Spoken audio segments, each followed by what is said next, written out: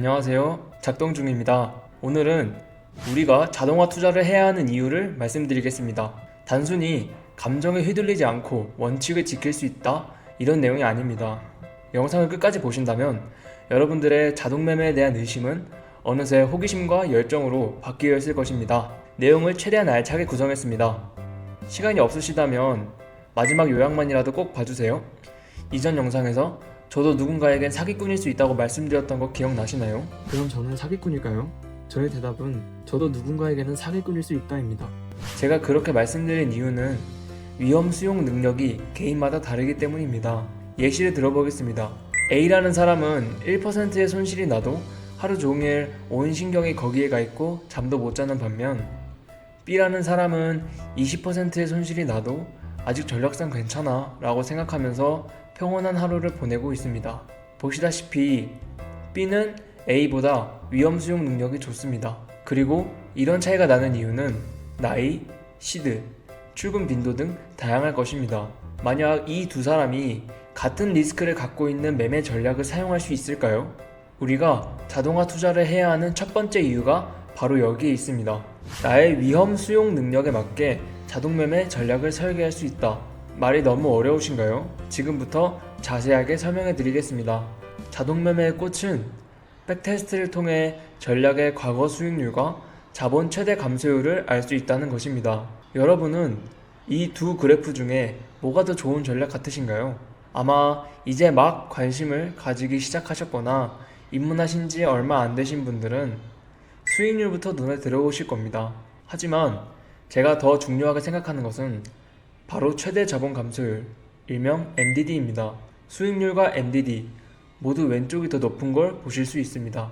이렇게 내 전략의 MDD를 확인할 수 있는 것이 바로 자동매매의 장점인데요. 여기서 자동매매 전략을 설계하는 방법은 이렇습니다. 백테스트의 MDD를 여러분의 위험 수용 능력과 동일하게 맞추셔야 합니다. 비록 수익률이 낮아지더라도 말입니다. 물론 가장 큰 손실은 미래에 있다고 생각해야 하기 때문에 MDD도 언제든 갱신될 수 있습니다. 하지만 적어도 과거의 MDD는 버틸 수 있게 설정을 해야 전략을 오래 유지할 수 있으실 것입니다. 저희의 목표는 안전한 전략을 만들어서 생존하는 것이니까요. 현재 저는 MDD 50%까지도 발생할 수 있는 전략을 사용하고 있습니다. 그렇기 때문에 본인의 위험 수용 능력을 잘 알고 계신 분들은 제가 쓰는 전략을 보고 굉장히 위험하다고 느끼실 수 있습니다.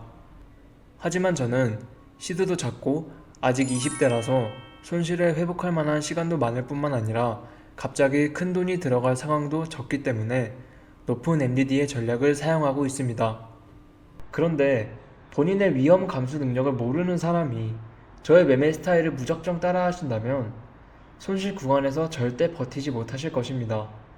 그리고 그 순간 저는 그분들에게 사기꾼이 되는 거죠. 여러분, 사기꾼이라면 달콤한 말로 여러분들을 속이고 저는 금전적 이득을 취해야 하지 않나요? 저는 그런 거 할 줄도 모르고 하고 싶지도 않습니다.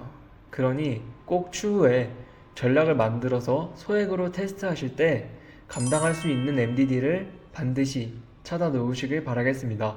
저는 단지 여러분들이 건강한 매매를 할 수 있게 제가 도움받은 내용들을 공유드리고 다 같이 오랫동안 매매하고 싶을 뿐입니다. 두 번째 이유입니다. 자동화는 시간을 내 편으로 만든다. 이 내용은 대부분이 아시는 내용일 것이기 때문에 빠르게 설명하고 넘어가겠습니다. 자동 매매를 하는 것만이 아니라 주식, 부동산 같은 자산에 투자를 해야 하는 이유이기도 합니다.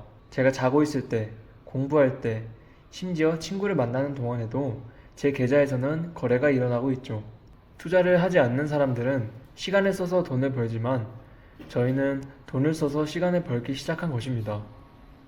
예를 들면 나 대신 24시간 무보수로 일하는 직원을 고용한 것과 같습니다. 물론 초반에 직접 코드를 짜고 오류를 잡고 백테스트를 돌리는 과정들이 필요합니다. 이 작업은 시간을 쓰면서도 돈도 못 버는 과정이지만 반드시 필요한 과정입니다. 그렇게 마침내 여러분의 직원이 생긴다면 그때부터 여러분들의 시간은 복제가 될 것입니다. 듣기만 해도 행복하지 않나요? 그러니 꼭 여러분들만의 공짜 직원을 채용해보세요. 직접 경험해본 사람만이 자동매매의 체계적인 힘을 믿게 됩니다. 세 번째 이유는 승률이 낮은 전략도 꾸준히 매매를 할 수 있게 도와주기 때문입니다. 보통 인터넷에서 자동매매 광고를 보면 가장 많이 홍보하는 것이 수익률과 승률입니다. 수익에 관해서는 위험 수용 능력을 먼저 생각하시고 설계해야 한다고 앞에서 말씀드렸으니 이번에는 승률에 관해 말씀드리겠습니다. 승률 99%. 미쳤습니다. 너무 혹해 보여요. 당장 하고 싶으시죠? 네, 모두 여러분들의 지갑을 노리는 사기꾼들입니다. 이 주제는 추후에 영상을 따로 제작할 만큼 중요한 내용이라서 이번에는 간략하게 설명드리겠습니다. 결론부터 말씀드리면 승률이 높은 전략이 반드시 좋은 전략은 아닙니다. 제가 감히 좋고 안 좋고를 말씀드릴 수 있는 이유는 여러 성공한 트레이더들이 말하는 팩트이기 때문입니다.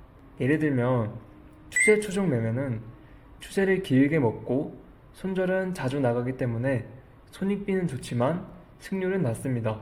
이런 매매는 머리로는 수익이 날 것이라는 것을 알고 있지만 매매 횟수의 절반 이상이 손절을 하는 거래이기 때문에 굉장히 괴롭습니다.